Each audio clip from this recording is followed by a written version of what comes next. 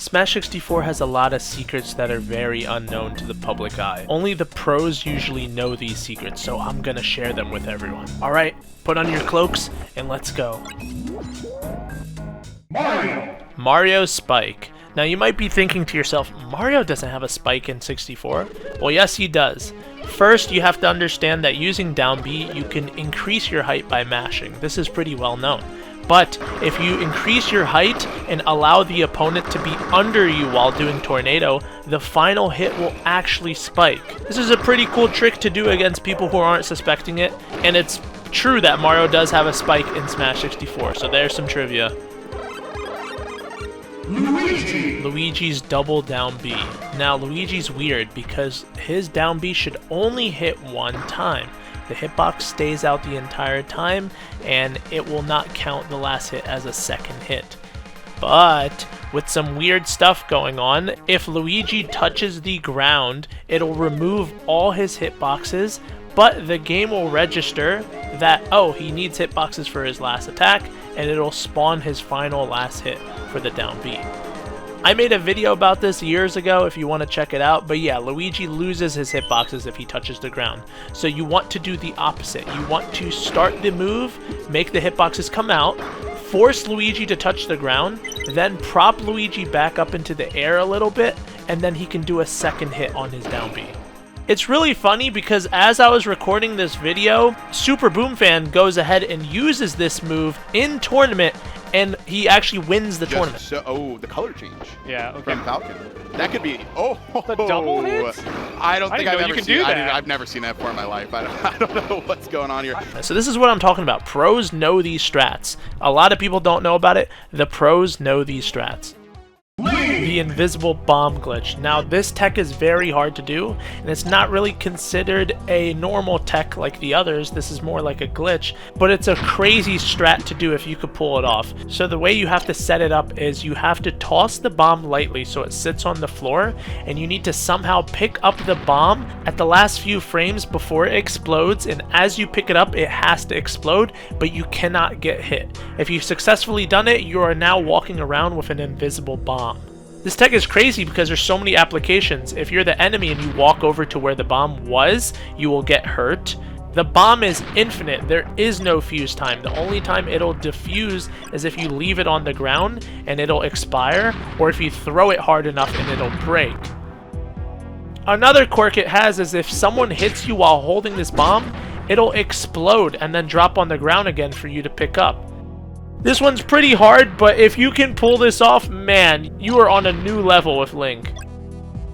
Now, if you want something that is not a glitch, but more in line to the other tech in this video, you can do the runoff up B. So you want to dash up B and you'll slide down while still up B'ing. You could theoretically do a pivot to up B and grab ledge, but it's extremely hard. But this one's an actual tech instead of a glitch tech. Shine cancel. Now this tech is known in Melee and people see it in 64, but it works differently in 64. You can't jump out of shine, you actually have to land with shine. Now when you land with shine it loses all lag anyways, so we like to use it as a movement tool to get around the platforms, but we also use it as tech chasing because it's super fast, frame 1, invuln, everything that you need. And of course you can continuously cancel your shines and do a multi-shine. Multi-shines are great for shield pressure, and if you can master multi-shining, you can even pull off a shield break. Full charge DK punch cancel. Now for DK, when you usually wind up, you can cancel, and lots of 64 players will use this midair to turn around to shove a back air into the opponent, or to turn around midair to up B towards stage, because in this game DK can't turn around with up B. But most people don't know is when you have the fully charged punch, you can still do this. The window is extremely tight, but if you press Z during the first initial loop animations, he can cancel his fully charged punch to turn around and keep your charged punch and change the direction of where you're facing. Or you can actually fake out your opponents by showing you're about to launch the full charge punch, cancel it, and punish them while keeping your punch.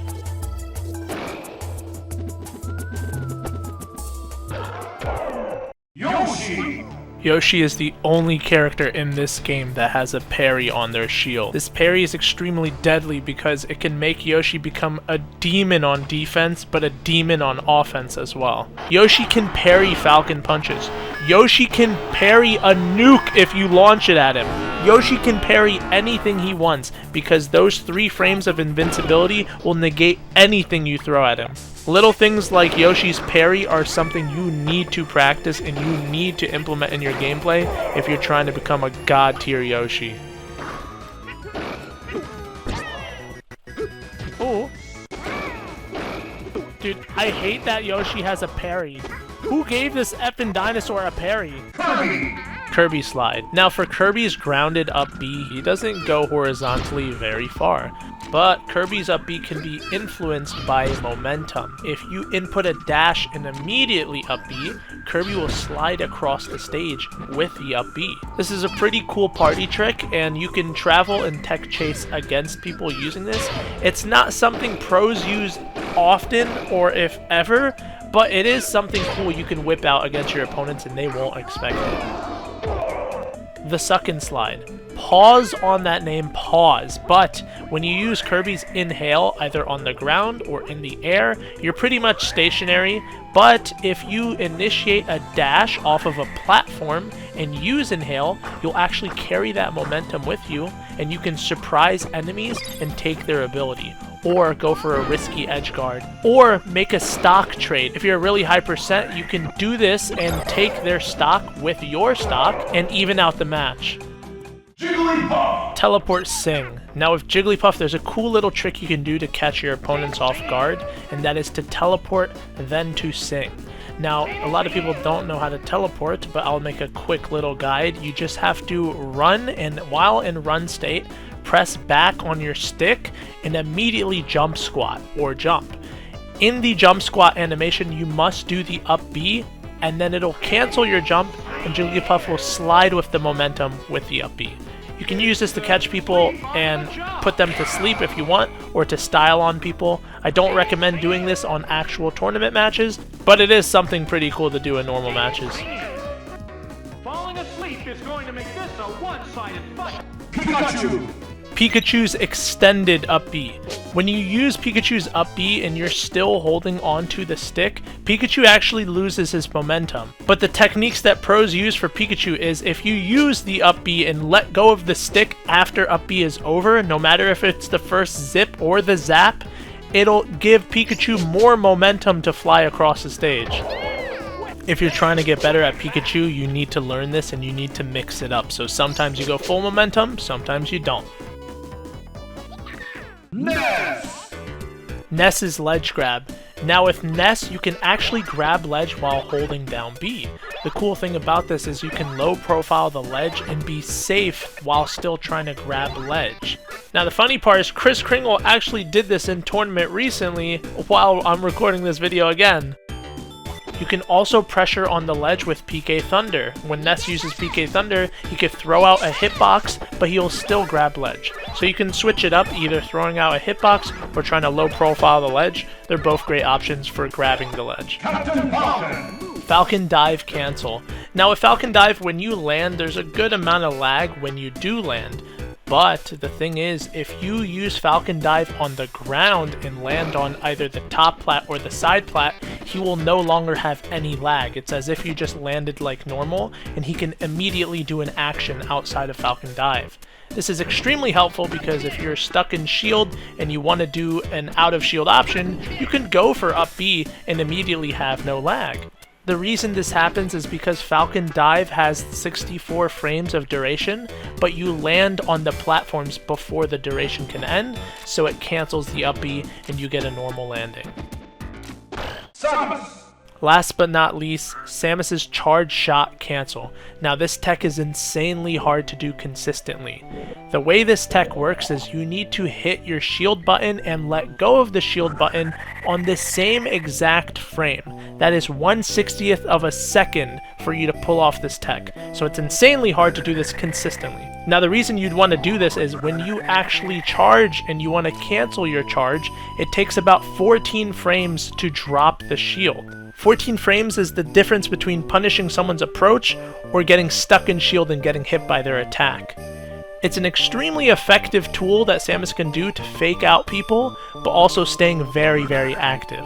The funny thing is, you'll see CPU Samuses use this, and I've always seen it growing up, and I always wondered how to do it until I figured it out. Legend Jousuke will use this all the time. It's insanely hard to do, but if you can consistently do it, you can already become a better Samus. Here's a recent clip of me doing it on stream. Of course, I could have timed it much better, but nonetheless, the fox wanted to come at me because I was stuck in charge. Maybe he could clank with my bullet, but because I did the tech, I wouldn't be stuck in shield because he wanted to clank with the bullet, or if I pressed shield, I would be stuck in shield. But I did the tech and I instantly punished him with tilt. There's better examples out there, but this is one of the most recent ones I found on my stream. Well, that was one secret tech for every character in Smash 64. If you enjoyed the video, please subscribe. I'm trying to make this a full-time thing. And if you'd like, please support me on Ko-fi or YouTube memberships. I give out sneak peeks and little behind-the-scenes footage. Anyways, guys, thank you so much. Stay sneaky, and peace out.